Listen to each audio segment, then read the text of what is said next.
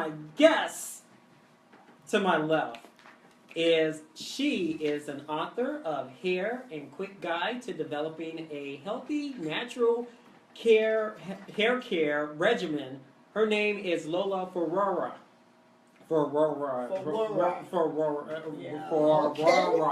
Okay, Ferrara. And I call him the king. Amen. Of of the man weave, Erskine Reeves. Welcome to the drive. Thank you. Welcome. Thanks for having me. Now, starting with you, Lola, please give intellectualradio.com/iHeartRadio station your background. Yeah, thank you so much, and thanks for having me tonight. My name is Lola Fourer, just like you said. I'm an author of the book Healthy Hair is Good Hair. I actually decided to share my story and share the knowledge that I have. In 2002, that was when I started thinking of going natural, embracing my natural hair. I used to have perm, and I was always perming my hair like every 2 weeks. I'm like, you know what, there has to be a better life. There has to be a better way. So I decided to embrace my natural hair. And now having 3 young girls, 3 beautiful girls, they have also taught me to say, hey, don't just keep this knowledge to yourself.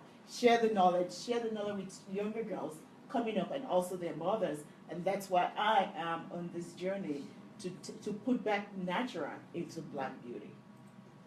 Your background? My background is I started off barbering when I was like 12 years old. Been in the barbershop since I was 15. And I'm 37. It's the only job I ever had. Never punched a clock a day in my life. So I'm a hair lifer.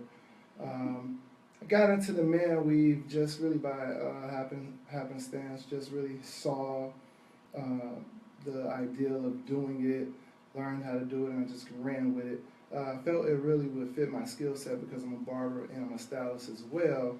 So man weave is actually like the perfect marriage of both worlds, barbering and cosmetology.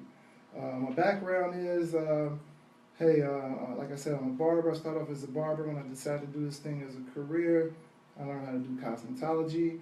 I have a barber shop, and I have a salon, and I have a barber academy. And I've done celebrity work. I've won every probably national barber competition there is. And I've just been around the game a long time. I'm a young guy, but I got started early.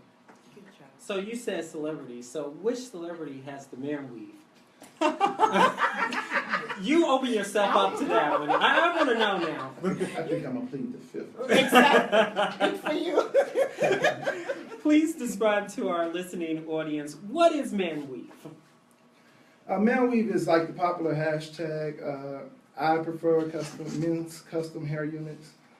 We also can go by cranial prosthesis or just plain old hair units.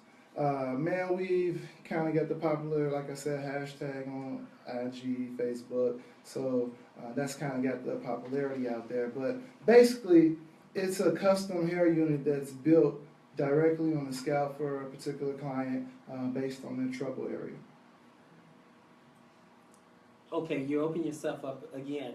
Depending on what area, or Right. You can do any area, that's what you're saying. I could do any area they need. Okay. So if you got the sunroof in the back, we can cover that. And if you got the LeBron in the front, we got you on that too. Okay. However you want to play it. Okay, before we get in trouble, I'm going to pivot to you. Please describe your book, Developing Healthy Natural Healthcare Regimen. So that's the book, Healthy Hair is Good Hair. There is no bad hair. The hair that's taken care of, that's good hair. So the goal and the reason for the book is to encourage any black woman or any black young girl out there who is thinking, you know what, I'm ready to embrace my natural hair, then you have the resource for you. Oftentimes you have black women that want to embrace the natural hair, but there's just so much information out there and it could be so overwhelming. So now they have a resource, something to help them while they are on the natural hair journey, because sometimes it will be frustrating, but then if you know you have a go-to, it makes it a lot easier for you. When I was reading your bio, when I was watching your video, it made me think of school days. That little segment where the natural versus the straight hair, and they did all the song and the dancing and stuff. It seems like the same thing with the man weave. I'm sorry to put you in this. Go for And it. and the natural hair. Why do you think more black women are going natural in comparison to like a couple of years ago? Like everybody was wearing weaves, extensions, braids, whatever, and now they want to go natural. So when you say go natural, that's what we were born with. I was born with this natural hair. But then, because of the beauty, the European beauty that we were used to, looking into the TV, watching the TV was always straight hair. And we thought, we the black women, the girls, we thought having straight hair was beauty. But now that people are seeing black girls, black women are seeing other women, other black girls wearing their natural hair. Now you're giving them the permission to also embrace their own natural hair. You have some black women, they don't even know what their natural hair looks like because they started having the perm when they were like 6 or 7 years old. Now growing up and seeing the beauty and the versatility of natural hair, they're like, you know what, let me even know what my natural hair looks like. And now they're embracing it. And it's just so relieving and so amazing to see black young girls. I mean, I go out for high school students, and then I see like 4 or 5 girls, and I look at just one that's embracing their natural hair. I always make it a point of duty to call her and say, hey, you look different, and you look beautiful with that natural hair. So always empowering the young girls to know, hey, you're doing the right thing. Embracing who you are starts with you embracing your natural hair. Now I want to ask a follow-up. What do you say to people when they call natural look the nappy look? Children are being taught that the straight is what the society is looking for, not the nappy look. What would you say to that, to those people? I mean, whatever you've been exposed to, that's what you know. That's all that you know. So being nappy, that word is just so derogatory. You don't want to be using that word. But then you have some young girls too. They want to do that, but maybe the mom or the grandmom is calling that, saying that to them, and that makes them feel bad. But then now that you know that this is what we were born with, nappy or no nappy, that's what you were born with. But then having the education to know that one of the reasons why it's like that, it's probably because there is not enough moisture in there. But when you get all the knowledge that you know that, hey, you need to take care of this here, you need to put in moisture in there, you will see that it's no longer going to be nappy. It is beautiful the way it is. You just have to take care of it. Why more men are moving towards getting a weave? It puzzles me because it's like, hey, I'm going to go get some more hair weave at the shop. Well, I see how you bring in the two situations together. They couldn't be more of the opposite, though. In my case, it's really restoring confidence in someone that's not ready to go bald, or maybe they're dealing with a temporary case of alopecia areata. Whereas opposed to Can you define that? Okay, alopecia areata is baldness, sudden baldness in spots, and a lot of times it's caused by stress. They don't even really have a real cause for it. Doctors are treating it with either a cortisone cream, or sometimes they'll get a little shot. And so it's very temporary, but it can last 3 to 4 months. Okay, and then in the case of male pattern baldness, there's really nothing you can do about that. So if you have a young man, he's going through male pattern baldness, he's 22, and he feel like, man, it's really bringing down my swag, then he come see me, and that's why I get paid. So it's bringing down the swag. Like Yeah, Earl bringing down the Winfrey, swag. you know, he has the swag, and he talked to you off the air talking about visiting you. Exactly. What you can do for Earl? Man, look, I will bring life back to Earl's dating game if he did. Like, he's gonna be stunning on his exes when I finish. You know, I got him. Salt and pepper, whatever you want. Wave 360. Box. whatever time period he felt like, you know, he had it at, you know how old school they be like, Can he you know, get to this is Tony my Curtis? Man, whatever you want. You can do a gummy. We got it. Now, you were saying on the video and also in your bio, you don't use artificial, you use the real stuff. Can you describe How long does it last? Mhm. And what type of real hair you're talking about? This is for African American men. Correct. And just in case, we're not talking about white, this is African American males. So, what made you like, we need something for us? And that's exactly how it started. What was part of my intrigue was that, and for a long time we see it, Caucasian men wearing toupees, and it seems to blend in pretty well. We didn't have a lot of believable textures for people of color. And so now that I was able to find human hair that matches our hair texture, we are able to go ahead and create a unit that is undetectable. And you know, with a brother, it's gotta be low key. It's gotta be. It's gotta be. He can't be fretted off. But if they see you at the shop, it's not low key. Oh man, that's why they come to my private suite. Okay. So now you got that nod from Earl there. Okay. Yeah, and okay. mention, by the way, your average hair unit will probably run you anywhere from like $250 to $1,000, just depending on what you're getting. You asked the question about how long it lasts. Generally, it's lasting 6 weeks to 9 weeks. Currently working on a 360 wave unit that's going to be like 3 to 4 months long. Of course, they're going to pay me more for that. But, I'm going to keep them in the game longer.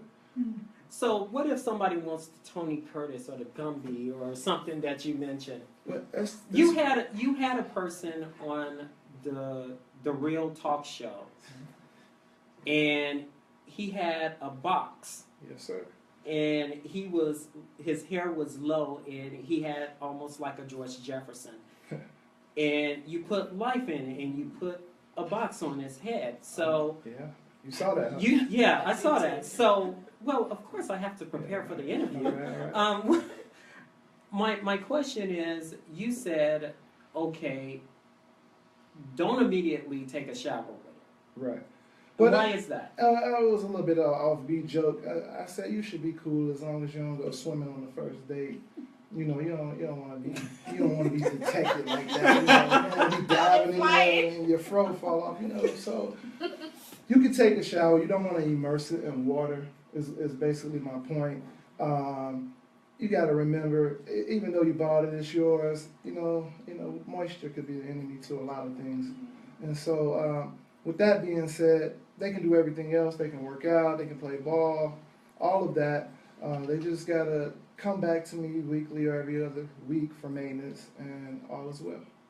Speaking of maintenance, natural hair, some women say that the maintenance take up too much of their time, too much of out of their day, and that's why they're going to the weave, the extensions, so forth and so on, because there's only so much they can do.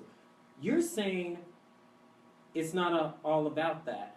You still can take care of with your natural hair without all that stuff they need to do with, hair weave. And that's right. So it's your choice. You either want to make it as easy for you or as difficult for you. So what I say is just make sure that your regimen suits your lifestyle. You don't have to be washing your hair every day. So maybe you can just do one day in the week, or you can do every other week. And while you are not washing your hair, just make sure you are doing your moisturizing your hair every other night with water and moisturizer, just to make sure that things are, your hair is not too dry, because if the hair is too dry, that would lead to breakage. So just simplify the process.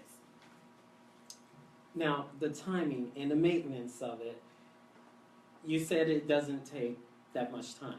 It doesn't take that much time. When you're washing your hair, the wash day is like the day that, I see that as a day that you pamper yourself. It's a day and the time that you set aside as hey, this time is for me and my hair, and then you do that.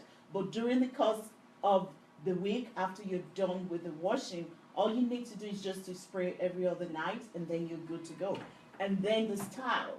Make sure you're doing styles that you don't have to be tampering with your hair every day. So doing low manipulation styles like twist, and then putting the twist in an updo, so that way you're not in your hair every morning, trying to get things together. Just keep it simple, and your hair will also thank you for it because you'll be able to retain the length that you get from the growth of your hair. You want to jump in? Yeah, I like that. Actually, I agree with her. I'm a stylist as well. And so, like, all my female customers are tripping out because, like, man, you never would put weave in my hair, blah, blah, blah. That's always been my motto. If I can't run my hands through it, I don't do it. I've always been an anti-weave and building up their natural hair. And so it's ironic that I'm doing man weaves, and especially with my youth that I work with, I have young ladies, I have to tell them, this is my rule of thumb, if you're wearing your weave more times a year than you're wearing your regular hair, we got a problem right there. Now, in some cases, people need it, and I'm all for that. It's an aesthetic appendage that you could work with to cover up some things, but if you're 16 and you're dependent on this weave to create an image, now we got some other issues going on there. Like, we're looking up to the IG, Instagram thoughts instead of Michelle Obama or somebody. And so that's where all that's coming from. So, I run a regular, ponytail deliverance and weave deliverance service in my shop. I lay hands on them and the weave fall out. That's what I do. Deliverance. Amen to that. I'm speechless on that one.